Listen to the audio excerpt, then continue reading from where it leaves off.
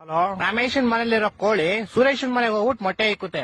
ಇವಾಗ ಮೊಟ್ಟೆ ಯಾರ್ದು ಅಂತ ಹೇಳಪ್ಪ. ಮೊಟ್ಟೆ ಈಗ ಸುರೇಶನ್, ಯಾಕಂದ್ರೆ ಕೋಳಿ ಸುರೇಶನ್ ಮನೇಲಿ ಬಂದಿರ್ತಲ್ಲ, ಯಾರ ಮನೇಲಿ ಬಂದ್ ಮೊಟ್ಟೆ ಇಡುತ್ತೋ ಅವ್ರದೇ ಮೊಟ್ಟೆ. ಇಲ್ಲ ಲೇ, ಇಲ್ವಾ? ಮತ್ತಿನ್ಯಾರ್ದು ಮೊಟ್ಟೆ?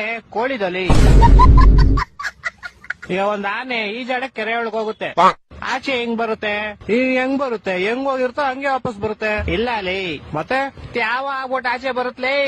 ಹೊಟ್ಟೆ ಎಷ್ಟು ಉರ್ಸ್ತಾವ್ರೋ ಆ ಭಗವತ್ನ ನೋಡಿದ್ರೆ. ಒಬ್ಬ ಹುಡುಗ ಪ್ರತಿ ವರ್ಷ ಅವ್ನ್ ಬರ್ತಡೆಗೆ ಉಂಡಿಗೆ ₹1 ಆಗ್ತಿದ್ನಂತೆ.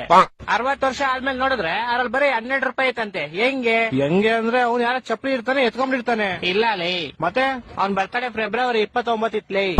ನನ್ನ ಮಕ್ಕಳು ಒಂದೊಂದಲ್ಲ. ಓಕೆ, ಲಾಸ್ಟ್ ಅಂಡ್ ಫೈನಲ್ ಕೇಳ್ಕೊಂಬಿಡು. ಹೇಳು. ಒಬ್ಬ ಹುಡುಗಂಗೆ ಹೆವಿ ಶುಗರ್ ಇರುತ್ತೆ, ಡಾಕ್ಟರ್ ಅವ್ನ್ಗೆ ಸ್ವೀಟ್ ಬಿಟ್ಬಿಡು ಅಂತ ಹೇಳ್ತಾರೆ. ಅವನು ಲೈಫ್ ಪೂರ್ತಿ ಸ್ವೀಟ್ ತಿನ್ನಲ್ಲ. ಯಾಕೆ ಹೇಳು? ಇದಕ್ಕೂ ಯಾವ್ದೋ ಉಲ್ಟಾ ಸೀದಾ ಆನ್ಸರ್ ಇರುತ್ತೆ ಪಕ್ಕ. ಯಾಕಂದ್ರೆ ಅವ್ನ್ಗೆ ನಾನು ಹೇಳ್ತೀನಿ ಕೇಳು. ಯಾಕಂದ್ರೆ ಆವಾಗ್ಲೂ ಹೇಳದ್ನಲ್ಲ, ಅವ್ನಿಗೆ ಶುಗರ್ ಇರುತ್ತೆ, ಡಾಕ್ಟರ್ ಹೇಳ್ತಾರೆ, ಅದಕ್ಕೆ. ಹೊಟ್ಟೆ ಎಷ್ಟು ಉರ್ಸ್ತಾವ್ರೋ ಆ ಭಗವತ್ನ ನೋಡಿದ್ರೆ. ನಾಷ್ಟ ಮಾಡಿ